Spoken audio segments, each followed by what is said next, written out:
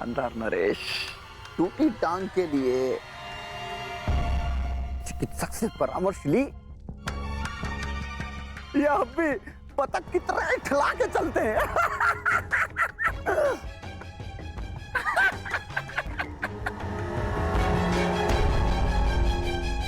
केश जितने श्वेत हो रहे हैं, दंत पंक्ति उतनी ही काली होती जा रही है। जय नरेश, कदाचित आप भूल रहे हैं कि आप किसका उपहास कर रहे हैं।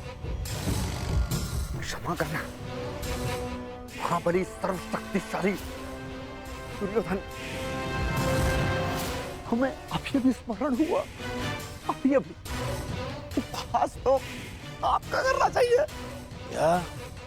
सर्वप्रथम पांचाल नरेश ने आपका उपहास किया। पांचाली के स्वयंवर में उपहास हुआ आपका, और जब आप महाबली सर्वशक्तिशाली सम्राट दुर्योधन बनने वाले थे, उस समय युधिष्ठिर ने मुकुट छीन लिया।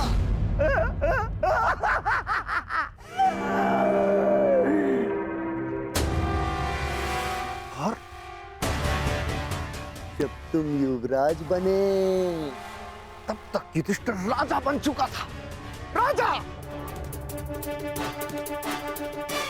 कहावत याद आई, धोबी का श्वान न घर का न घाट का। बस क्षमा करना, मत करना। मैं मूर्ख हूं, दुष्ट हूं, अस्त्र शक्तिशाली है।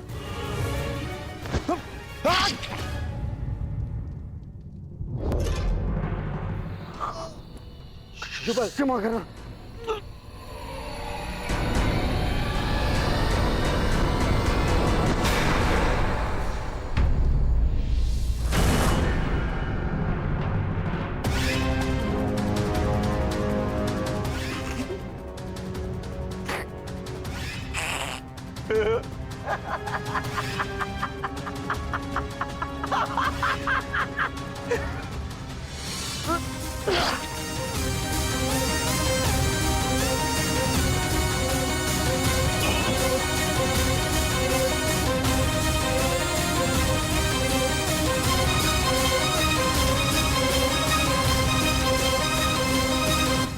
समझ में आया मेरे होने वाले सम्राट?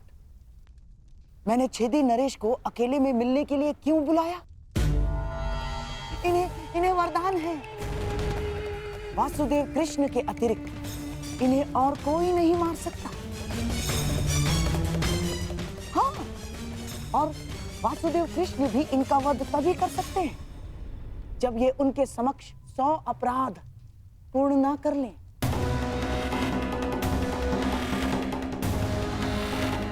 उस वासुदेव कृष्ण के हर छल का उत्तर है ये छेदी नरेश शिशुपाल।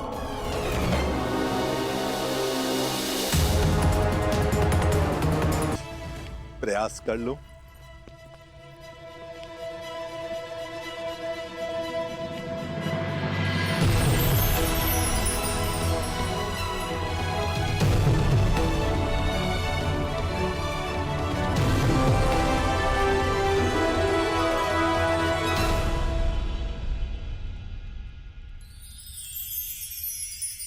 यहां जो जैसा दिखाई दे रहा है वो वैसा कदापि नहीं है।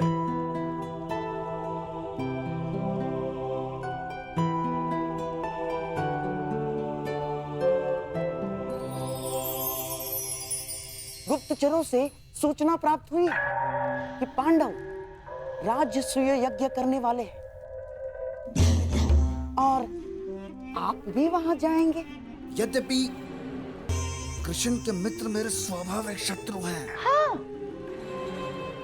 परंतु पिता के आदेश के कारण जाना होगा। तो कुछ ऐसा कीजिए ना कि आपके स्वाभाविक शत्रुओं का प्रयोजन विफल हो जाए। नीति कहती है कि यज्ञ में निमंत्रित अतिथि का अतिथेय द्वारा अपमान हो जाए तो यज्ञ भंग हो जाता है।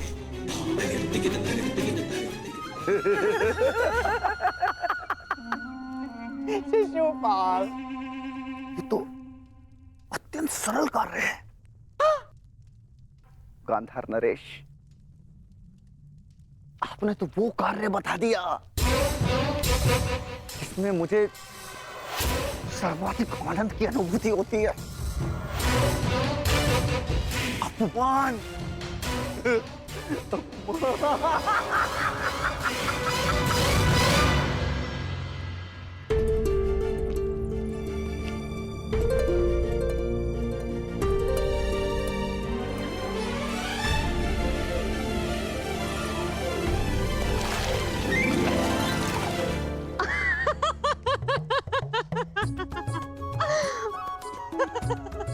अद्भुत ना सका। जहाँ जल दिखता है वहाँ भूमि है, और जहाँ भूमि दिखती है वहाँ जल।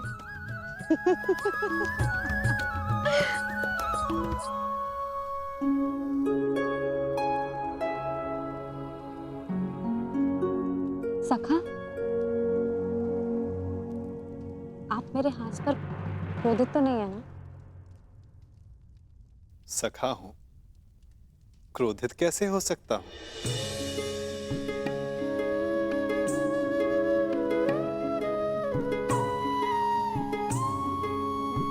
परंतु कदाचित कोई और क्रोधित ना हो जाए। प्रणिपात माता, निमंत्रण भेजे जाने के लिए प्रस्तुत है।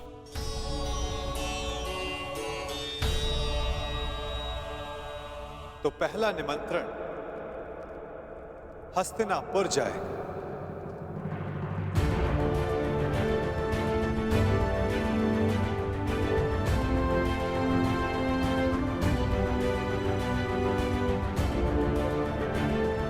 क्या हुआ पार्थ? कुछ व्यथित दिखाई देते हो। हाँ माता,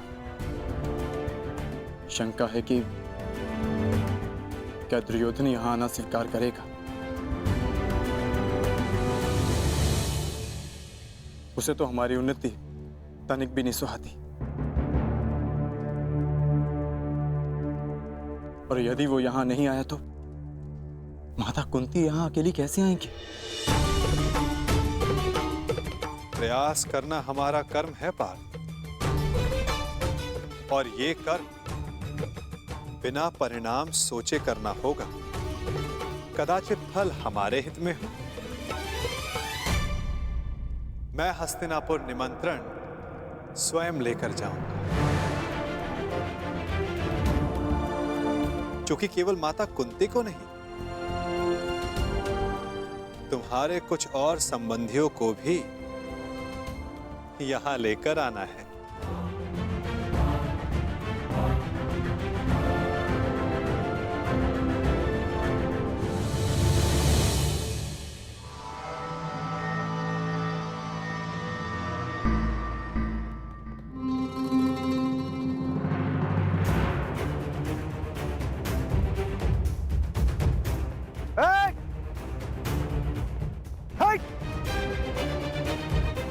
देख नहीं रहे तुम्हारे समक्ष छेदी नरेश शिशुपाल खड़े हैं।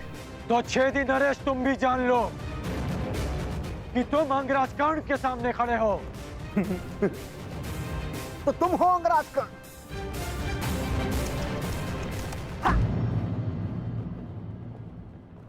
दान में बंजर भूमि क्या मिल गई? स्वयं को राजा समझ बैठा। भूल गए कि सूत का काम रथ की बागडोर संभालना है, राज्य की नहीं।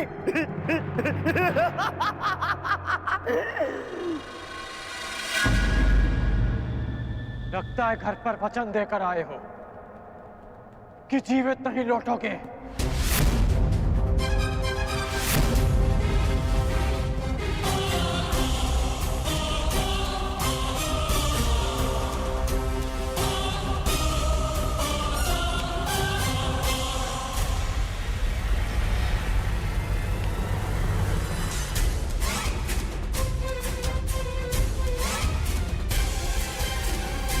अरे मित्रकण, ये शिशुपाल, ये मेरे अतिथि हैं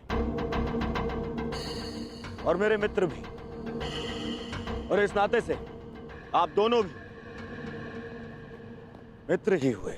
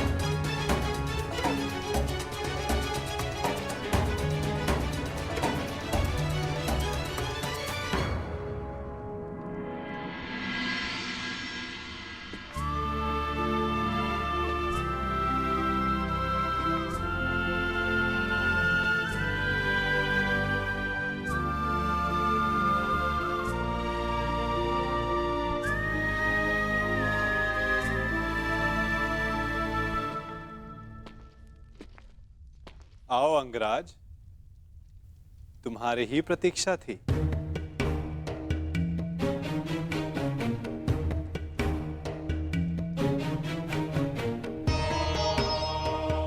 क्षमा कीजिए वासुदेव, मुझे ज्ञात नहीं था कि आप भी यहाँ हैं। कोई समस्या नहीं मित्र। बहुत कुछ है जो अब तक सबको ज्ञात नहीं, परंतु अब सबको ज्ञात होगा। मैं वासुदेव कृष्ण इस सभा में उपस्थित समस्त जनों को अपनी और राजा युधिष्ठिर की ओर से प्रणाम करता हूं और उनकी ओर से आप सबको निमंत्रण देता हूं। कैसा निमंत्रण वासुदेव? अपनों को निमंत्रण आनंदो उत्सव के लिए ही दिया जाता है महाराज। आपने हस्तिनापुर का एक भाग खांडव प्रस्थ पांडवों को दिया और उन्होंने अपनी परिश्रम और योग्यता से उसे महान इंद्रप्रस्थ में परिवर्तित कर दिया।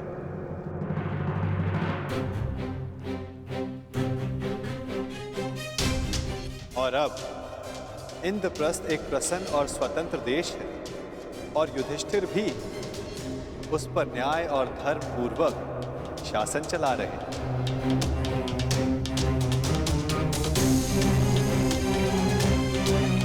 मैं हस्तिनापुर को बधाई देना चाहता हूं कि धर्मराज राजसूया यज्ञ संपन्न करके चक्रवर्ती होने जा रहे हैं और उन्होंने सादर आप सबको इस यज्ञ के आयोजन में निमंत्रित किया है।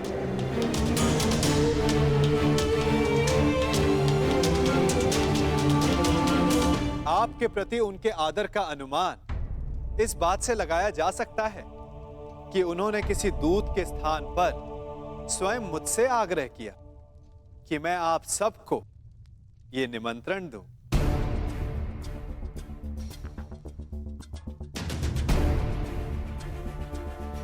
वासुदेव, यह जानकर प्रसन्नता हुई कि पांडव पुत्रों ने बंजर भूमि को इंद्रप्रस्थ बना दिया।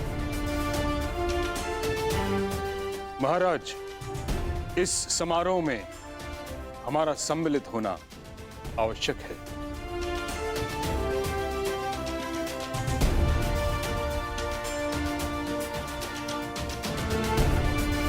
कुरुवंश की संतान चक्रवर्ती सम्राट बने, यह हमारे लिए गर्व की बात है।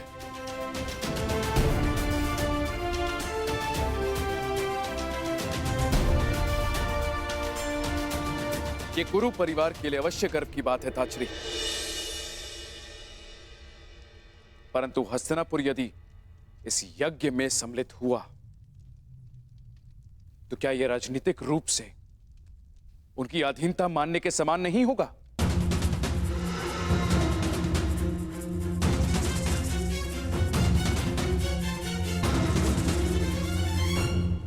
मुझे आश्चर्य है महाराज आपके मन में यह विचार आया कैसे? पांडव भी आपके अपने पुत्रों के समान हैं। फिर हस्तिनापुर और इंद्रप्रस्थ एक दूसरे से भिन्न कैसे हुए? पांडव सदा आपका परिवार रहेंगे और आप सदा उनके ज्येष्ठ पिताश्री। जिनकी माता ने परिवार के मान के लिए इंद्रप्रस्थ में नहीं अपितु हस्तिनापुर में रहना श्रेयस्कर समझा, वो पांडव आपको अपने अधीन बनाने का विचार अपने मन में कैसे ला सकते हैं? फिर भी निर्णय आपका है। आप चाहे तो पांडवों को अपना मानकर उन्हें आशीर्वाद दे सकते हैं,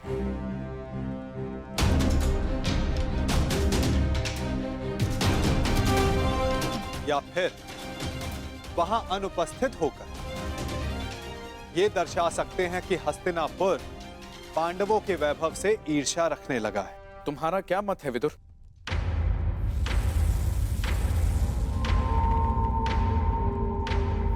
मेरा मत है कि यज्ञ में जाना उचित होगा।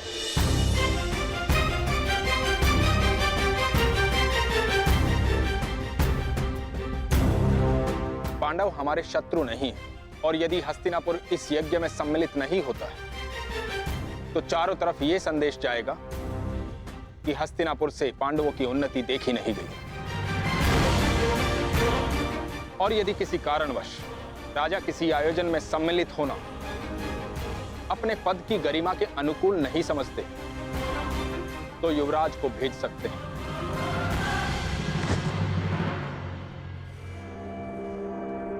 यदि ताचरी और विदुर का यही सुझाव है तो हस्तिनापुर उस समारोह में अवश्य सम्मिलित होगा।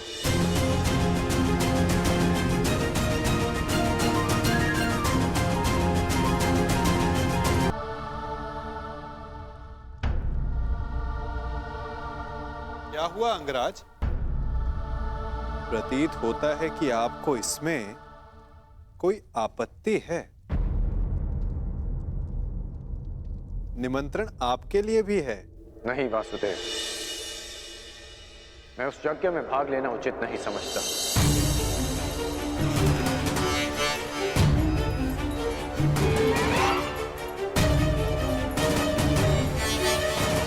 कारण? एक नहीं, 3 कारण हैं। पहला, मैं युधिष्ठिर को सम्राट पद के योग्य ही नहीं समझता।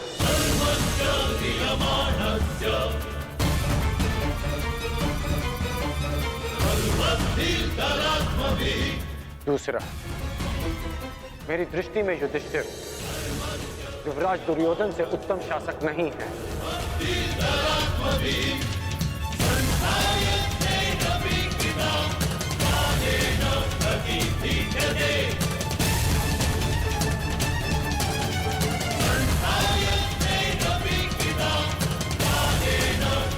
दुर्योधन नियमों में बंधकर प्रजा पर शासन नहीं करते, अपितु प्रजा के लिए नियम बनाते हैं।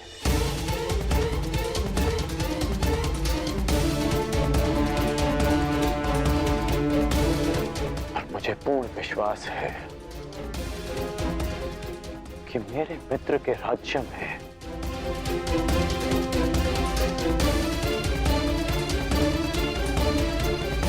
फिर से किसी शोण के मुख में पिघला हुआ स्वर्ण केवल इसलिए नहीं भरा जाएगा कि उसने एक सूत होकर वेद पाठ करने का साहस किया।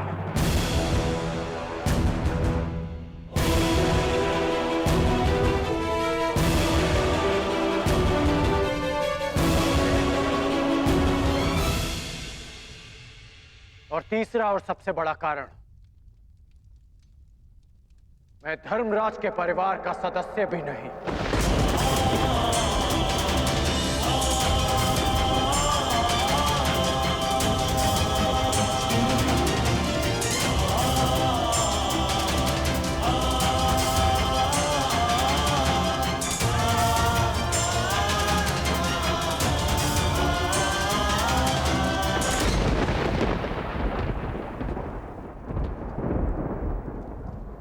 जिसे मैं सम्राट पद के योग्य नहीं समझता, मैं उसे उस पद की बधाई देने नहीं जा सकता।